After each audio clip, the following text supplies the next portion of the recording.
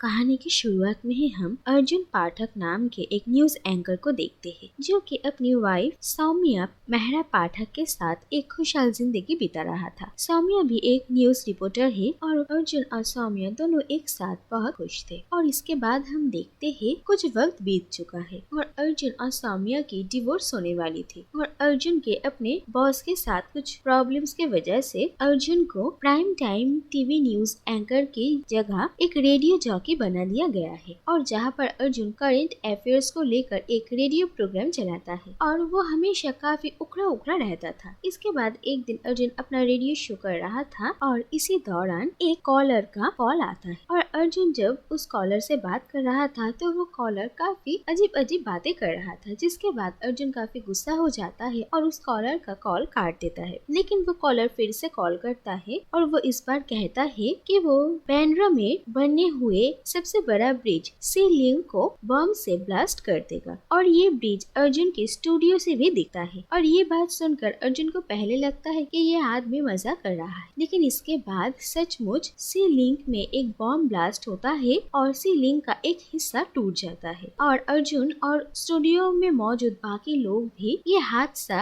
अपने स्टूडियो से देख पाते हैं और ये देखकर वहाँ पर मौजूद सभी लोग हैरान रह जाते हैं। इसके बाद वो कॉलर अर्जुन को थोड़ी देर में फिर से कॉल करेगा ये कहकर फोन कट कर देता है और ये सब कुछ देखकर अर्जुन पहले तो पुलिस को कॉल करने ही जाने वाला था, लेकिन फिर उसके दिमाग में कुछ आइडिया आता है और वो अपने फॉर्मर बॉस अंकिता को कॉल करता है और उन्हें इस न्यूज के बारे में कहता है और अर्जुन अंकिता के सामने ये शर्त रखता है कि अगर अंकिता उसके पुराने प्राइम टाइम न्यूज शो उसे वापस करेगी तो अर्जुन इस न्यूज को उसके चैनल में दिखा सकता है। और अर्जुन की ये बॉस अंकिता एक रेटिंग ऑब्सेस्ड औरत है और वो अपने चैनल की टीआरपी और पैसों के अलावा कुछ और के बारे में सोच ही नहीं सकती और वो अर्जुन की सारी शर्तें मान लेती है और ये तय होता है कि ये न्यूज उन लोगों के न्यूज चैनल में दिखाया जाएगा और ये शो अर्जुन ही होस्ट करेगा। इसके बाद अर्जुन की रेडियो स्टेशन में ही न्यूज स्टूडियो का सारा सामान लेकर आया जाता है और वहीं से अर्जुन शूट करता है। इसके बाद वो कॉलर फिर से कॉल करता है और अर्जुन उस कॉलर को कहता है कि वो उन लोगों का ये जो कुछ भी बातचीत होगा वो टीवी पे दिखाया जाएगा और वो कॉलर इसके लिए मान जाता है। लेकिन इससे पहले वो एक शर्त रखता है, वो एक बहुत बड़े अमाउंट के पैसों का डिमांड करता है। लेकिन अर्जुन की बॉस पहले तो ये पैसा देने के लिए इनकार कर देती है, लेकिन फिर वो आदमी अर्जुन को ये धमकी देता है कि वो किसी और न्यूज चैनल से जाकर बात कर लेगा और ये बात सुनकर अर्जुन का बॉस अंकिता उस आदमी को पैसे देने के लिए तैयार हो जाती है और उसके अकाउंट में पैसे ट्रांसफर भी हो जाते हैं। और इसके बाद ये पता चलता है इस आदमी का नाम है रघुवीर मेहता और कुछ सालों पहले रघुवीर और उसके साथ और भी बहुत सारे मजदूर मिलकर सी लिंक की रिपेयरिंग का काम कर रहे थे और उन लोगों के पास सेफ्टी का कोई भी सामान नहीं था और वो लोग ओवर टाइम भी कर रहे थे। इसी दौरान एक्सीडेंटली उनमें से 3 मजदूर ब्रिज से गिरकर उनकी मौत हो जाती है, लेकिन उनकी मौत के बाद उनकी फैमिली को गवर्नमेंट से कोई भी हेल्प नहीं किया जाता और ये कंस्ट्रक्शन का काम एक मिनिस्टर के अंडर हो रहा था जिसका नाम है जयदेव पाटिल और रघुवीर मेहता चाहते हैं कि जयदेव पाटिल इस टीवी शो में आकर सबके सामने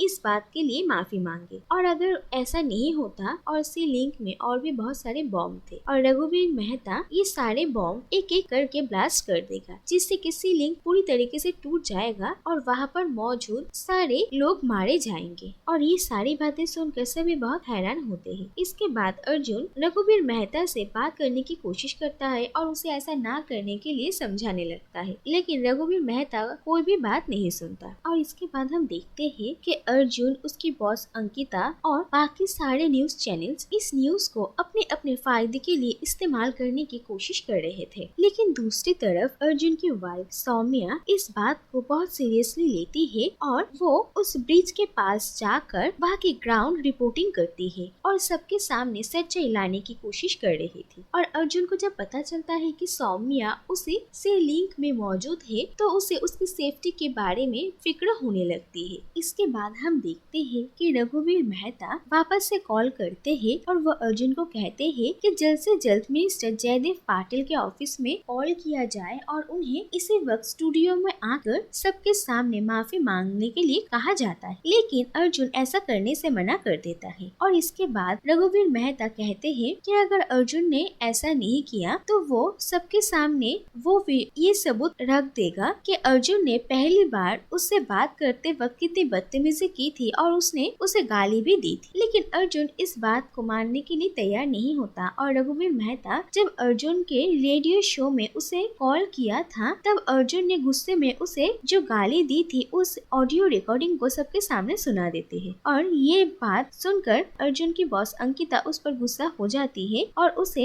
ये न्यूज होस्ट करने से मना कर देती है और उसकी जगह एक और न्यूज रिपोर्टर को रघुवीर मेहता के साथ बात करने के लिए लेकर आती है। लेकिन रघुवीर मेहता सिर्फ और सिर्फ अर्जुन से ही बात करना चाहते थे और वो उस न्यूज रिपोर्टर से बात नहीं करते हैं। और उसकी जब कोई भी बात नहीं सुनी जा रही थी तब अचानक उस रिपोर्टर के सामने एक माइक रखा था, वो माइक ब्लास्ट हो जाता है और उस रिपोर्टर को चोट लग जाती है। इसके बाद अर्जुन को वापस से ये न्यूज होस्ट करने के लिए दे दिया जाता है और रघुवीर मेहता अर्जुन को ही सिर्फ कहते हैं कि अर्जुन के कान में जो ईयरफोन लगा हुआ है उसमें भी बॉम्ब है और अगर अर्जुन इस ईयरफोन को खोलने की कोशिश करेगा, किसी और को बताने की कोशिश करेगा, यहाँ तक कि अपने चेयर से भी उठने की कोशिश करेगा तो ये बॉम्ब ब्लास्ट हो जाएगा और अर्जुन की वहीं पर ही मौत हो जाएगी। और ये बात सुनकर अर्जुन बहुत डर जाता है। इसके बाद देखा जाता है कि एंटी टेररिस्ट ऑर्गेनाइजेशन से भी कुछ ऑफिसर्स इस स्टूडियो में आ जाते हैं और वो भी अब इस केस को हैंडल करने लगते हैं। इसके बाद ये देखा जाता है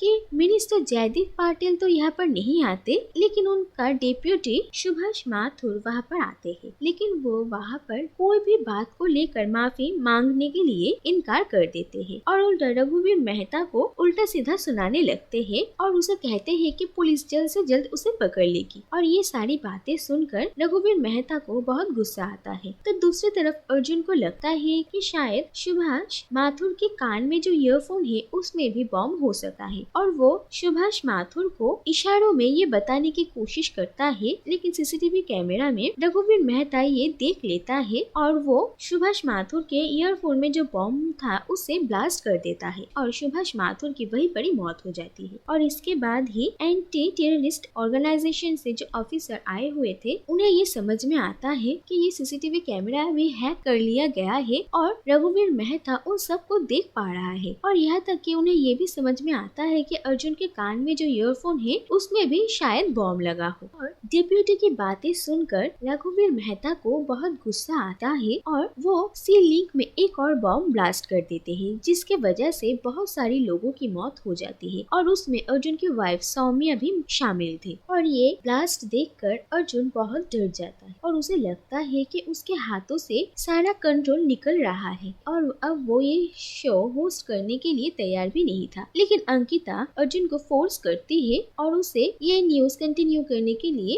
कहती है और अंकिता अर्जुन को कहती है कि अर्जुन रघुवीर मेहता को ये कहे कि मिनिस्टर जयदेव पाटिल माफी नहीं मांगेंगे। लेकिन अर्जुन ऐसा नहीं करता और वो रघुवीर मेहता को स्टूडियो आने के लिए कहता है और कहता है कि उसके यहाँ पर आ जाने के बाद ही जयदेव पाटिल यहाँ पर आकर उसके सामने माफी मांगेंगे। और ये बात सुनकर अंकिता को बहुत गुस्सा आता है कि अर्जुन ने उसके कहने के मुताबिक कोई भी काम नहीं किया। और फिर अंकिता उनके राइवल एक न्यूज चैनल को अर्जुन के बारे में कुछ इंफॉर्मेशन लीक कर देती है और वो इंफॉर्मेशन थे कि ये सी लिंक के रिपेयरिंग के दौरान जो 3 लोगों की मौत हुई थी इसका न्यूज इनके चैनल के पास था। लेकिन अर्जुन ने बहुत सारे पैसों के बदले इस न्यूज को दबा दिया था और जब उसके चैनल वालों को इसके बारे में पता चला तो अर्जुन को उसके न्यूज एंकर के जॉब से निकाल कर उसे एक रेडियो जॉकी के जॉब में रख दिया गया था। और दूसरी बात ये थी कि अर्जुन ने जिस साल जर्नलिस्ट ऑफ द ईयर का अवार्ड जीता था उसने दरअसल अपनी वाइफ सौम्या का एक न्यूज चुरा कर ही उस न्यूज को अपना कहकर सबको दिखाया था और इसी की वजह से उसे जर्नलिस्ट ऑफ द ईयर का अवार्ड मिला था। और फिर ये बात जब सामने आती है और इसी की वजह से सौम्या के साथ अर्जुन का डिवोर्स होने वाला है और बाकी न्यूज चैनल अर्जुन के बारे में ये न्यूज दिखाने लगती है। और अंकिता अर्जुन को वार्न करती है कि अगर अर्जुन ने उसके कहने के मुताबिक कोई भी काम नहीं किया तो वो अर्जुन की करियर को बर्बाद कर देगी और मजबूरन अर्जुन को अंकिता की